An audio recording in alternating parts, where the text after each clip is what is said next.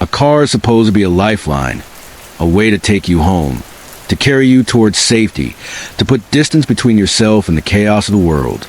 But for one young woman, that car became something else entirely. It became a symbol of vanishing. A single vehicle abandoned on a cold, quiet road in rural New Hampshire, its headlights dimmed, its driver gone without a trace.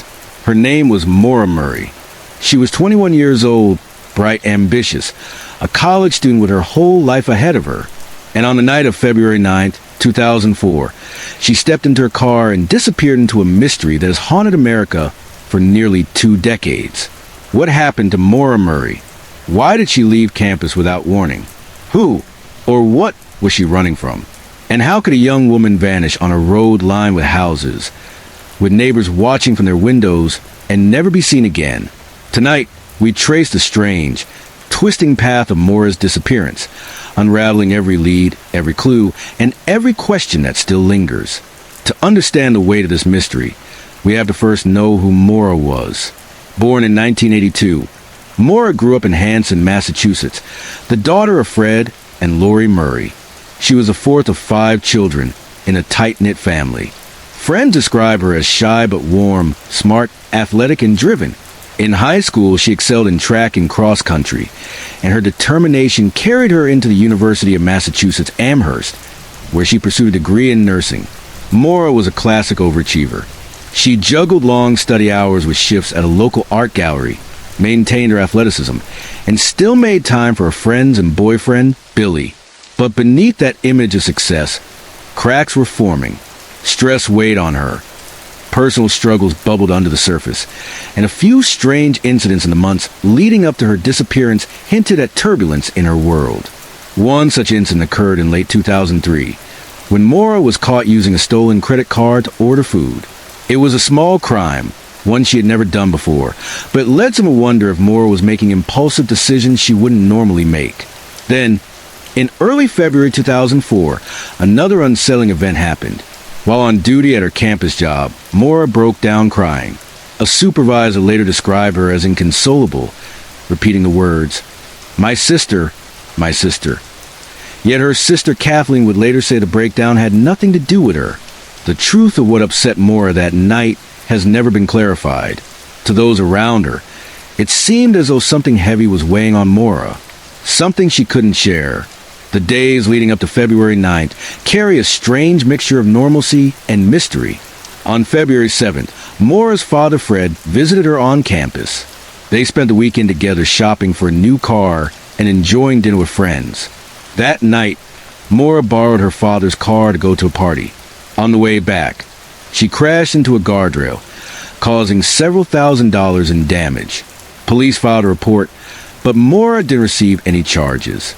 The crash seemed like just an unfortunate accident, but when taken in context with what would happen 2 days later, it feels ominous, like a foreshadowing of what was to come.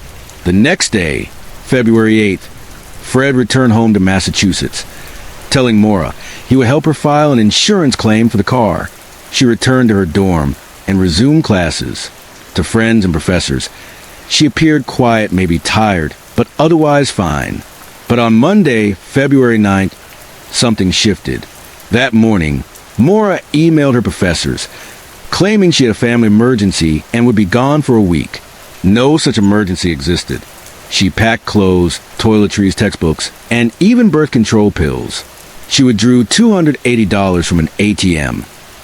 CCTV captured her at the machine, her face calm, expressionless, revealing nothing of what she planned. She then purchased alcohol from a nearby liquor store, a box of wine, vodka, and Bailey's Irish cream, loading them into her car. At 4:30 p.m., she called to check her voicemail. Then, she got in her black Saturn sedan and drove north. But where was she going? By 7:30 p.m., Maura was in Haverhill, New Hampshire, nearly 2 hours from campus, driving along Route 112, a rural road twisting through the White Mountains. Snow covered the ground, the night air bitterly cold.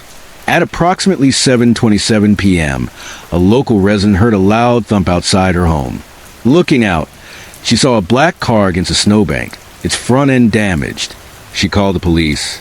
Meanwhile, another neighbor approached the vehicle and spoke briefly with the driver, a young woman matching Maura's description. He offered call help, but she declined, saying she had already called AAA. This was not true. Records show no call was made to AAA from Maura's phone. Minutes later, police arrived. By then, the car was still there, but the driver was gone. Inside the vehicle, officers found Maura's packed belongings, her clothes, school books, toiletries, and alcohol. The airbags had deployed, the windshield cracked. But Maura was nowhere to be found. In the snow around the car, no footprints led into the woods. It was as if she had vanished from the roadside. The initial search for Maura Murray was swift. Police dogs tracked her scent briefly, but lost it about 100 feet from the car. Some believed she had accepted a ride from a passing motorist. Others speculated she had run into the woods, injured or disoriented. Volunteers, helicopters, and state police combed the area. Flyers were distributed. Rivers were checked, and neighbors were interviewed.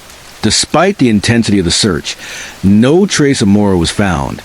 Not a footprint, not a piece of clothing, not a single clue beyond the abandoned Saturn. For her family, the lack of answers was crushing. Fred Murray was relentless, returning to New Hampshire again and again, demanding more searches, more answers. He was convinced Maura had been abducted, but the lack of evidence made the case stagger in place. Over the years, theories about Maura Murray's disappearance have multiplied, each one more haunting than the last. Some believe Maura staged her disappearance, tired of the stress in her life, wanted to start fresh somewhere else. The packed bags, the alcohol, the lies about a family emergency. To some, these are signs of someone planning an escape. But if Maura intended to run away, where did she go? Why abandon her car in the middle of nowhere without arranging a ride? Others have suggested Maura may have been suicidal, burdened by her troubles. The breakdown at work, the car accidents, the lies, all could indicate someone in distress. But her family rejects this, pointing out she was making plans for the future and packed as if for a trip, not to end her life. One possibility is that Maura wandered into the snowy woods after the crash, disoriented and perhaps intoxicated, and succumbed to the cold. But extensive searches found nothing, and New Hampshire winters rarely keep secrets that long. The most chilling theory is that Maura was abducted. The road where she crashed was rural, but not deserted. Houses lined the route, and traffic still passed by. Could someone have offered her a ride, only to turn her night into a nightmare? Many locals believe this is the only explanation that fits. As the years passed, Maura's case became one of the most infamous missing person mysteries in America. Documentaries, podcasts, and internet forums exploded with speculation. Online sleuths dissected every detail. The ATM footage, the liquor store receipt, the phone records. Some claimed sightings of Maura across the country, from Canada to the Midwest, but none were confirmed. Her family never stopped searching. Fred Murray became a tireless advocate, pressing law enforcement and the media to keep her case alive. Her siblings continued raising awareness, unwilling to let Maura's name fade into obscurity. In 2019, a small bone fragment was found near the area of her disappearance, sparking hope. But tests later revealed it did not belong to Maura. The disappointment was another heavy blow to a family desperate for closure. 2 decades later, Maura Murray's disappearance remains unsolved. Her abandoned car on Route 112 has become a chilling landmark, a place where true crime pilgrims leave flowers and notes. Her story continues to haunt because it embodies the worst kind of mystery, one with just enough evidence to suggest answers, but not enough to prove them. Maura's case also shines a light on a larger truth, that disappearances like hers happen more often than we want to believe. Every year in the United States, thousands of adults vanish, some found, others lost forever. And each time, families are left with the same torment the Murrays know so well, the torment of not knowing. A young woman leaves campus, packs her bags, and drives into the night. A crash, a car abandoned, a life pause mid-sentence. And then nothing. Silence. The bizarre disappearance of Maura Murray is more than a mystery. It's a wound, an unfinished story that demands an ending. But endings don't come by accident. They come when people refuse to let the questions die. They come when communities keep asking, when strangers care enough to keep the light shining on the missing. So, what do you believe happened that night in New Hampshire? Was Maura running, hiding, searching for escape? Or was she taken by someone waiting in the shadows? The answers may still be out there, buried in memories, hidden in whispers, waiting in files that haven't been opened in years. If you felt the weight of this story, if you believe Maura's name deserves to be remembered, don't let it vanish like she did. Share her story, keep her case alive, and stay with us, because mysteries like these don't fade. They demand to be told, because the night Maura Murray disappeared, she became more than a missing person. She became a question that still waits for an answer, and together, we might still find it.